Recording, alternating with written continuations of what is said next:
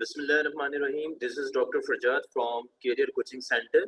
अगर आप लोग बेटा मेरी आवाज़ सुन पा रहे हो तो ज़रा चैट बॉक्स में रिस्पॉन्स दे दो।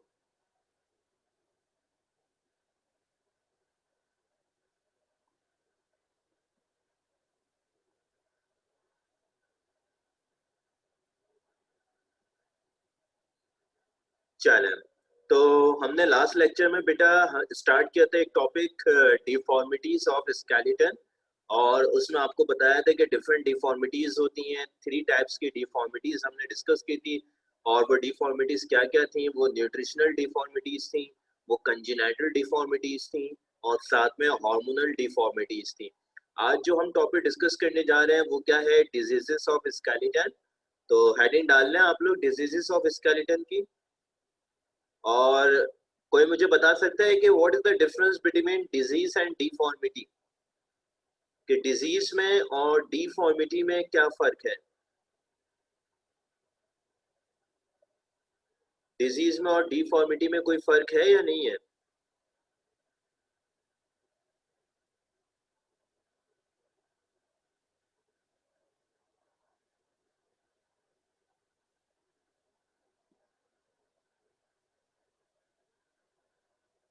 डिजीज सही हो सकती है, डिफॉर्मिटी नहीं हो सकती। डिफॉर्मिटी भी सही हो जाती है भाई।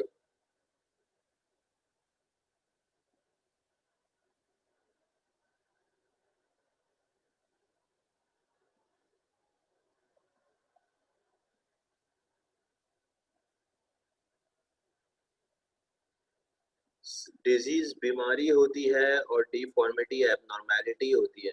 अब ये बीमारी को कैसे डिफाइन करोगे? व्हाट इज मीन बाय बीमारी? क्या होता है बीमारी? ये तो एक लेमैन टर्म हो गए ना। एक आदमी कह रहा है भाई मैं बीमार हो गया, व्हाट इज मीन बाय बीमार हो जाना? क्या है ये बीमार हो जाना?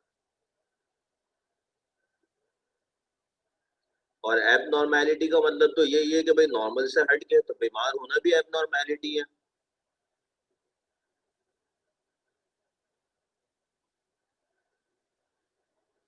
रिकेट्स कैसे सही होगी? जादू से। और कैसे सही होगी भाई? रिकेट्स किस वजह से हुई है? विटामिन डी की डेफिशिएंसी से हुई है ना। आप विटामिन डी दें तो ठीक हो जाएगी, उसमें क्या है?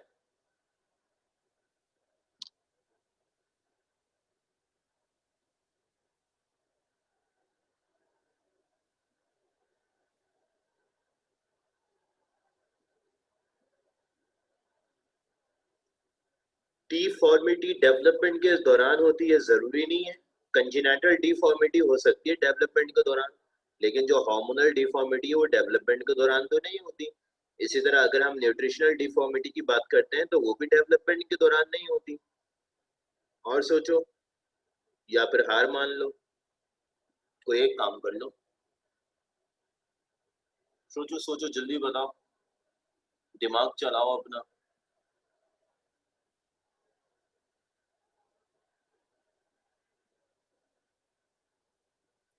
चलो भाई, रीता ने डिजीज तो सही बताया है।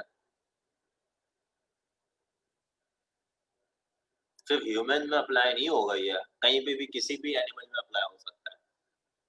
लेकिन डिफॉर्मिटी बताओ क्या है?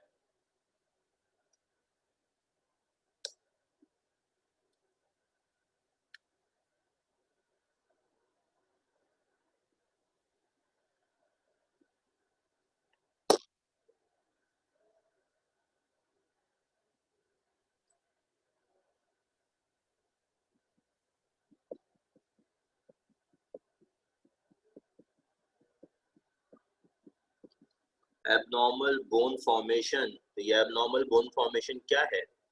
देखो बेटा, डिजीज एक टर्म है, और डिजीज का मतलब होता है change in normal structure and function of body.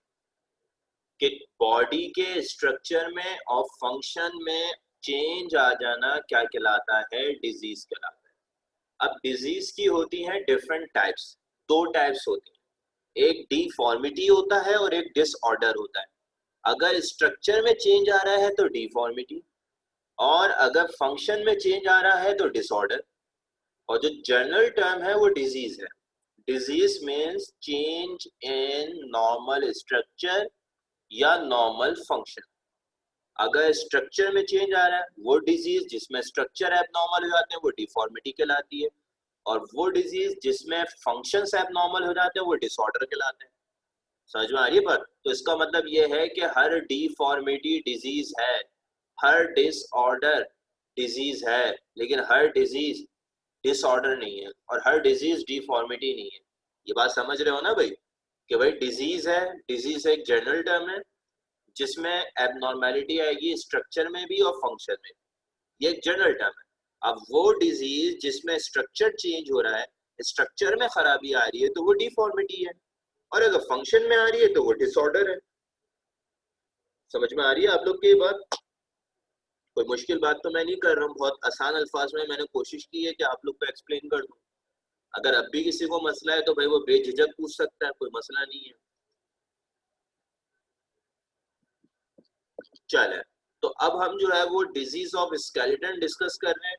तो याद रहे, जब डिजीज ऑफ स्केलेटन डिस्कस कर रहे हैं तो इसमें हम दोनों बातें डिस्कस करेंगे। यहाँ पे स्ट्रक्चर में भी चेंज आ सकता है, और साथ साथ जो है वो फंक्शंस में भी क्या आ सकता है, चेंज आ सकता है। अब देखें, कह रहे हैं कि trauma, what is trauma? Trauma क्या होता है, बता सकता है कोई भाई? ट्रॉमा अक्सर लिखा होता है ना भाई, फलाना ट्रॉमा सेंटर, उस हॉस्पिटल का ट्रॉमा सेंटर लिखा होता है ना अक्सर। तो what is mean by trauma?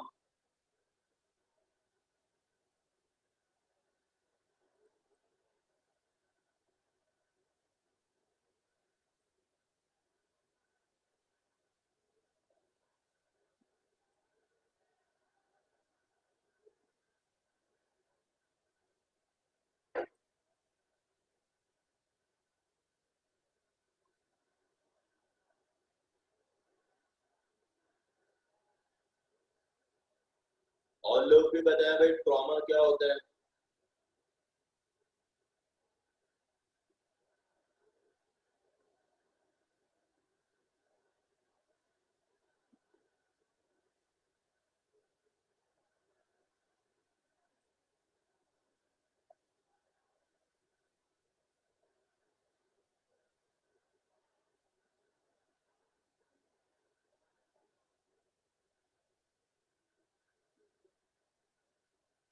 देखो बेटा, जो ट्रॉमा का वर्ड है ना, ट्रॉमा का वर्ड हमेशा यूज होता ही फिजिकल इंजरी के लिए। अगर हम ट्रॉमा की बात कर रहे हैं तो जो ट्रॉमा का वर्ड है, ट्रॉमा का वर्ड जो है वो यूज होता ही फिजिकल इंजरी की वजह से। मिसाल के तौर पे, आपने किसी को उठा के सर पे डंडा मार दिया, ट्रॉमा है। आप जा रहे थे, पीछे से गाड़ी ने हिट कर दिया, ट्रॉमा है। आप खड़े हुए तो ऊपर से किसी ने ईंट फेंक दी, वो भी क्या है, ट्रॉमा है।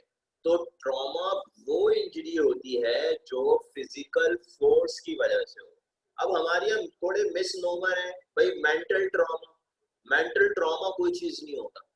यह हमारा एक मिसनोमर है। ट्रॉमा का मतलब ही क्या है? ट्रॉमा का मतलब ही यही होता है कि injury due to physical force, कि किसी फिजिकल फोर्स की वजह से जो इंजरी आ रही है उसको आप ट्रॉमा कह रहे हैं। अब जैसे मिसाल के तौर पे गाड़ी ने हिट कर दिया, कोई हैवी स्ट्रक्चर लग गया, कहीं से आप गिर गए, तो ये ट्रॉमा कहलाएगा। ठीक है, पर फिजिकल इंजरी हो रही है, इन्फेक्शन हो जाए, इन्फ्लेमेशन हो जाए, या फिर एबनॉर्मल कैल्सिफिकेशन हो जाए बोन्स की, तो उसकी वजह से स्केलेटन के डिजीज हो जाते हैं। स्केलेटन का स्ट्रक्चर भी चेंज हो जाता है, और स्केलेटन का फंक्शन भी चेंज हो जाता है, नॉर्मल से एबनॉर्मल हो जाता है। क्लियर है बात? जरा ये कॉपी कर लो, हेडिंग डालो डिजीज ऑफ द स्केलेटन, और ये जो लाइन लिखी हुई है ये लाइन आप लोग कॉपी कर लें फटाफट। ठीक है, जो लाइन लिखी हुई है ये लाइन आप लोग कॉपी कर लें, और थोड़ा सा रिस्पांस दे दीजिएगा मुझे, ताकि अंदाजा हो जाए आप लोगों ने कॉपी कर लिया है, ताकि फिर मैं आगे प्रोसीड करूं।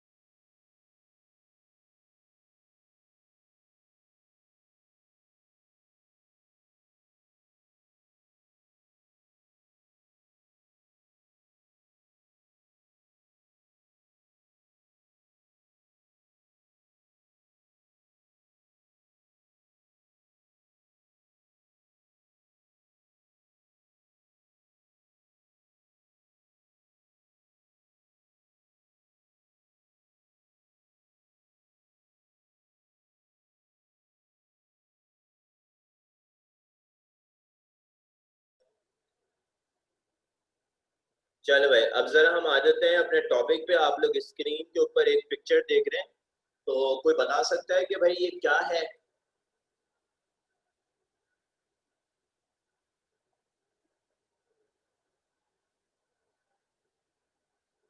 What is this?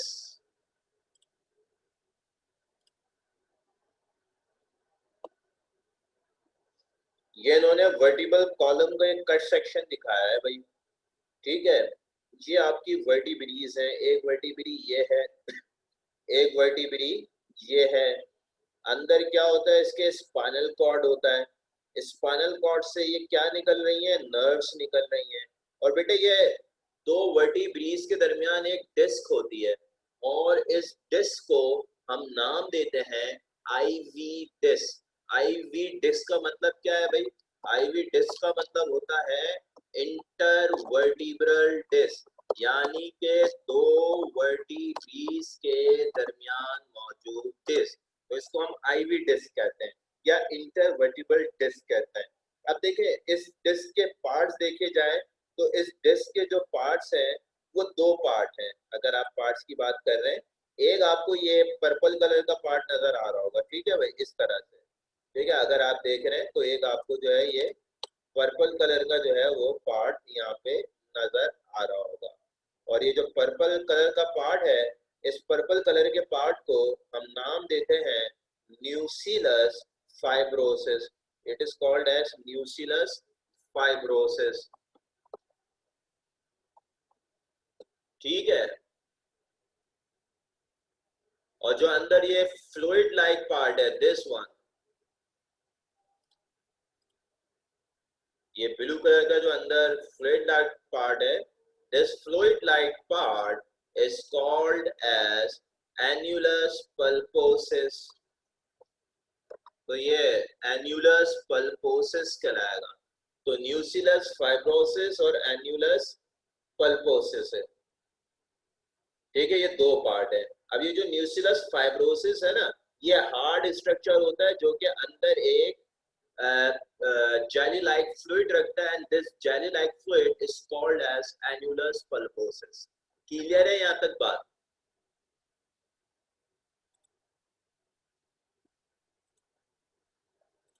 चले, अब जो है हमारे पास होगा क्या कि एक शख्स जा रहा था, उसको पीछे से गाड़ी ने हिट किया।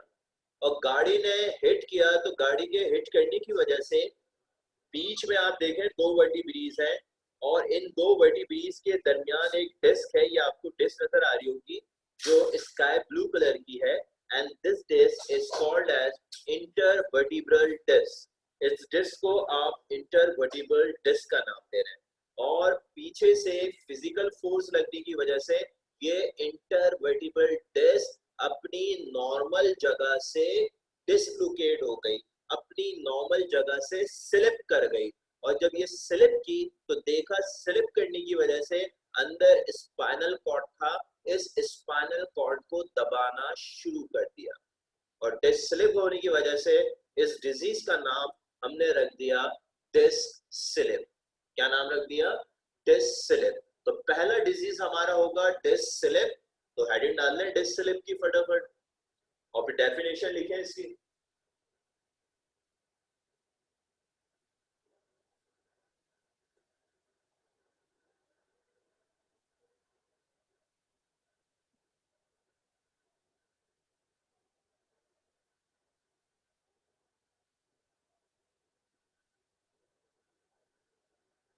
लेकिन the skeletal disease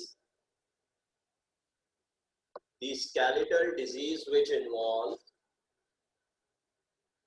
the skeletal disease which involve the skeletal disease which involve the skeletal disease which involve disruption of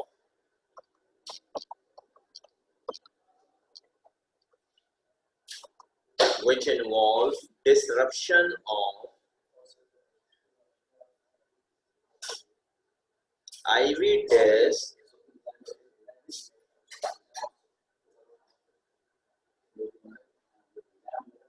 which involve disruption of IV disc is called as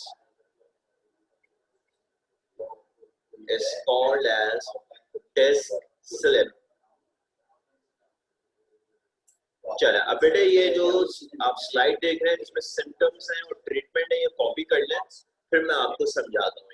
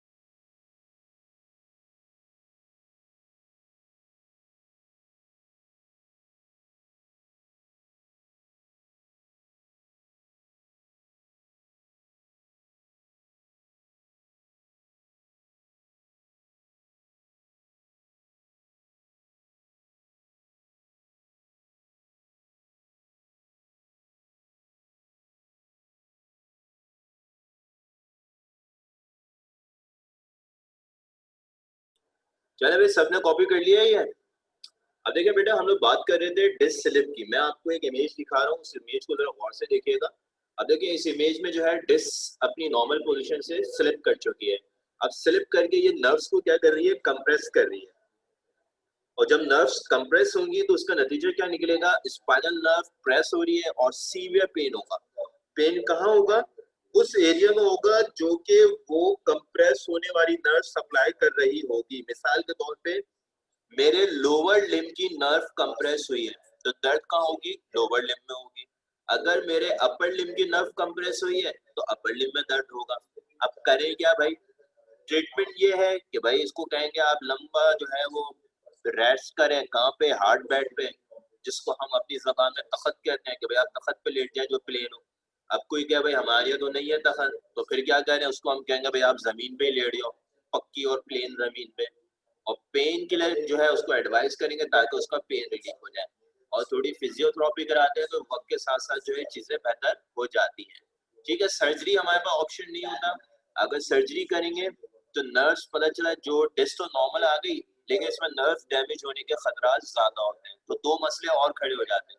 आपका जो पुराना मसला था वो तो हल हो गया, लेकिन दो नए मसले खड़े हो गए। इस वजह से पूरी कोशिश होती है कि सर्जरी अवॉइड की जाए। ठीक है, इसका जो कुछ भी ट्रीटमेंट हो फिजियोथेरेपी से हो जाए, बेड रेस्ट से हो जाए और पेन किलर से हो जाए। क्लियर है बात।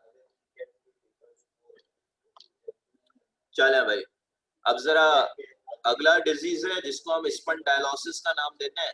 हेडिंग डालना है स्पंडाइलोसिस की जल्दी। और ये आपके सामने जो स्लाइड है इसको भी कॉपी कर लीजिएगा।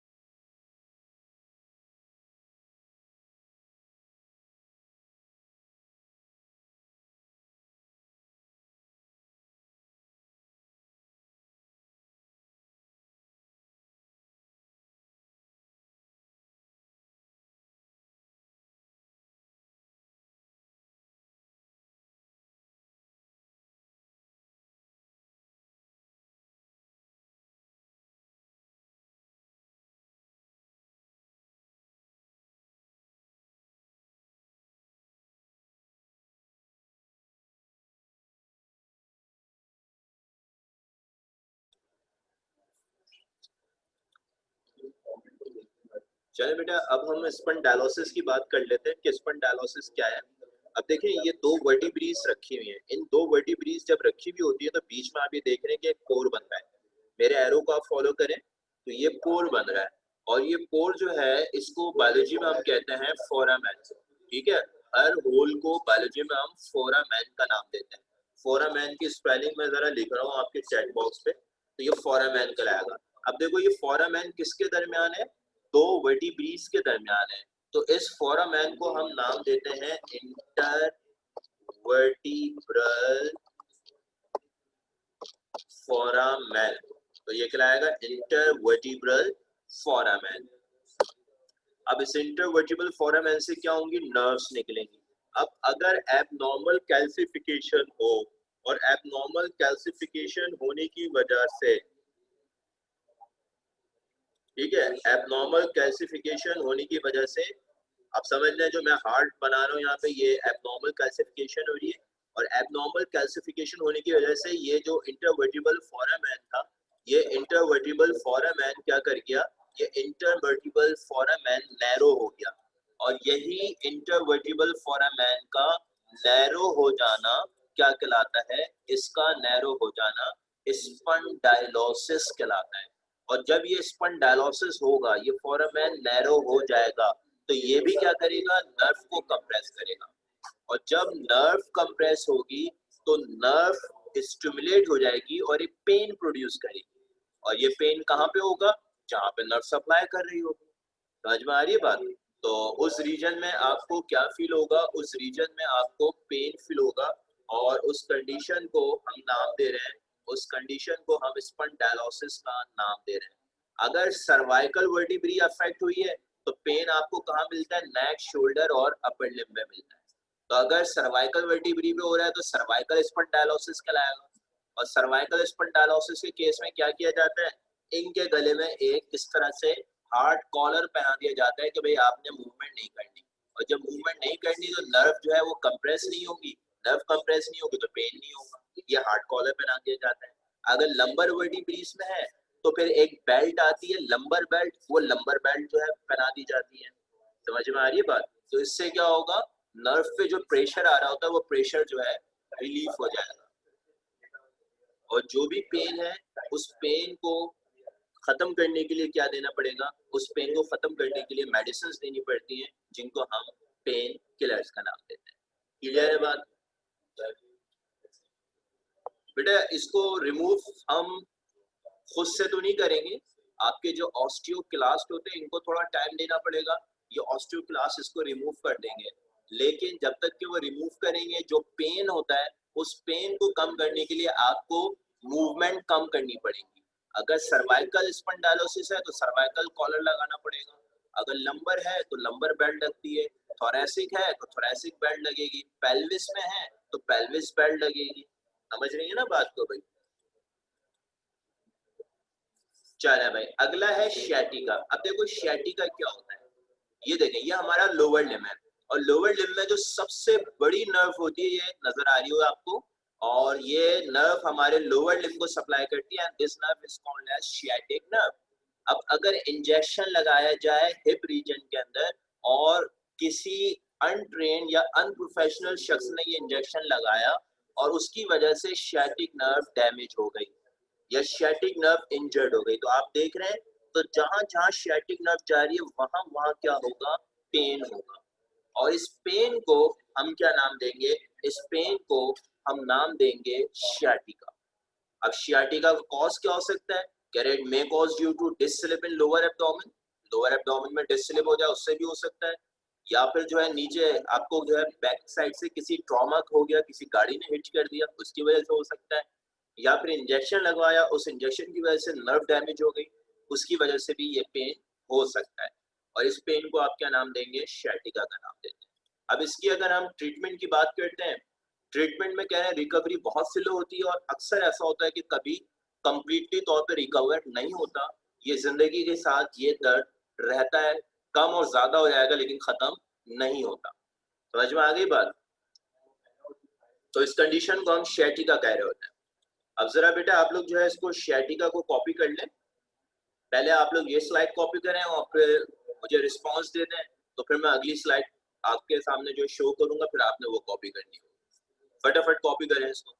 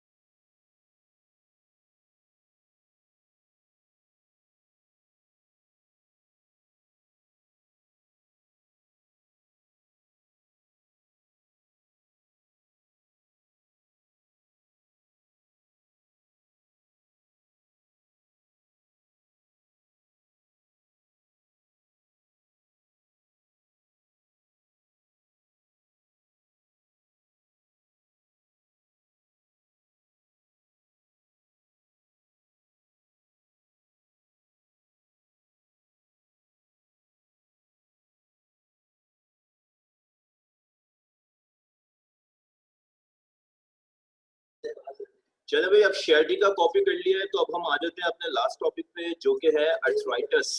अब बेटा देखें, टिस हम कहते हैं इन्फ्लेमेशन को, और अर्थ का मतलब होता है जॉइंट। तो inflammation of the joint is called as arthritis. ठीक है। अब देखिए, ये जो अर्थराइटिस है इसके मुख्तलिफ कॉजेज होते हैं।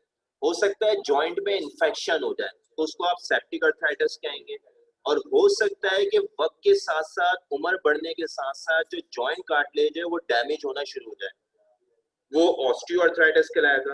हो सकता है इम्यून सिस्टम एबनॉर्मल हो जाए और वो आपके जॉइंट को डिस्ट्रॉय कर दे, उसको आप रीमाटॉइड अर्थराइटिस कहेंगे। और हो सकता है कि ब्लड के अंदर यूरिक एसिड लेवल बहुत बढ़ जाए और वो जाके अर्थराइटिस कहलाता है, तो वो क्या कहलाएगा? गाउटी अर्थराइटिस कहलाएगा। समझ में आ रही है बात? तो अर्थराइटिस जो है वो डिफरेंट टाइप्स के हो गए। It could be septic arthritis, it could be osteoarthritis, it could be rheumatoid arthritis, और it could be gouty arthritis. अब सेप्टिक अर्थराइटिस इन्फेक्शन की वजह से हो रहा है, और ऑस्टियोआर्थराइटिस एजिंग की वजह से हो रहा है, रिमेटॉइड अर्थराइटिस इम्यूनिटी की वजह से हो रहा है, gouty arthritis high uric acid level की वजह से हो रहा है। अब चाहे जो भी अर्थराइटिस हो, ये कंडीशन आप देख रहे हैं कि बोन्स की इंजरी हुई, इंजरी होने की वजह से इन्फ्लेमेशन हुई, इन्फ्लेमेशन की वजह से आपका अर्थराइटिस हो गया। अब चाहे कोई भी अर्थराइटिस हो, सिम्टम तकरीबन सेम होते हैं। जॉइंट जो है बहुत ज्यादा दर्द करते हैं, स्वेल हो जाते हैं और इमूवेबल होते हैं, वहां पे मूवमेंट नहीं हो पाती। अब क्या करें भाई? ट्रीटमेंट। ट्रीटमेंट में सबसे बेस्ट ऑप्शन होता है ट्रीट द कॉज। अगर सेप्टिक अर्थराइटिस है तो इन्फेक्शन को ट्रीट करो। अगर इम्यूनिटी की वजह से हो रहा है, रिमेटॉइड अर्थराइटिस है, तो हमें इम्यून सिस्टम को कंट्रोल करना होगा। अगर यूरिक एसिड की वजह से हो रहा है तो यूरिक एसिड लेवल को कंट्रोल करना होगा। एजिंग की वजह से हो रहा है तो उसका कोई हल नहीं है भाई। उसमें कहा जाता है कि आप जॉइंट की जो है फिजियोथेरेपी कराएं, उससे बेहतर हो जाती है मूवमेंट। और अगर बहुत ज्यादा अफेक्ट हो गया है तो फिर वहां पे क्या करते हैं, जॉइंट रिप्लेस किया जाता है, और आर्टिफिशियल जॉइंट जो कि रबर और प्लास्टिक के बने हुए होते हैं वो हम इम्प्लांट कर देते हैं। और ये पर्टिकुलरली कब किया जाता है? जब हिप और नी जॉइंट का ऑस्टियोआर्थराइटिस होगा। उस कंडीशन में हम जॉइंट रिप्लेसमेंट करते हैं, जिसमें तकरीबन 5 से 7 लाख का खर्चा आता है, जो कि हर कोई अफोर्ड नहीं कर सकता। अब अगर किसी गरीब को ऑस्टियोआर्थराइटिस हो गया तो बस वो बेचारा जो है वो उस दर्द के साथ ही चलेगा, जिंदगी का उसका हिस्सा बन जाएगा। ठीक है भाई, तो फटाफट बेटा अर्थराइटिस को कॉपी करें। ये हमारा लास्ट डिजीज है स्केलेटन का।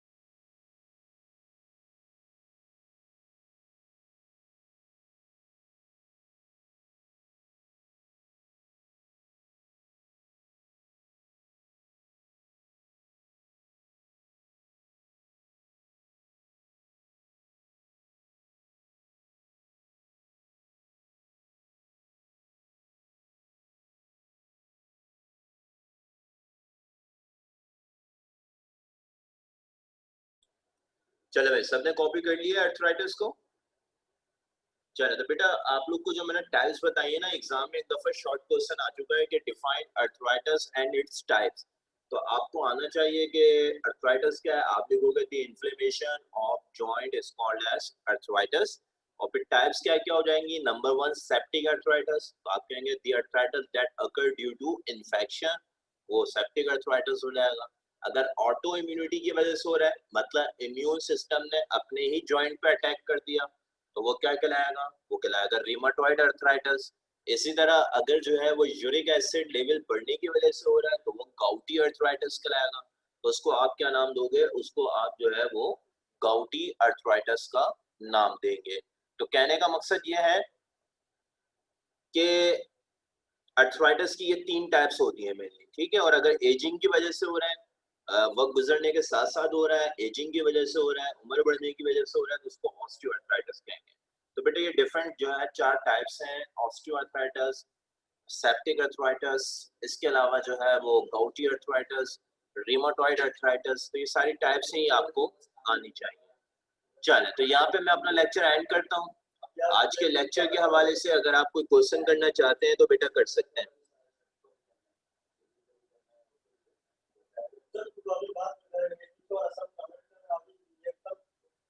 क्लियर है सब?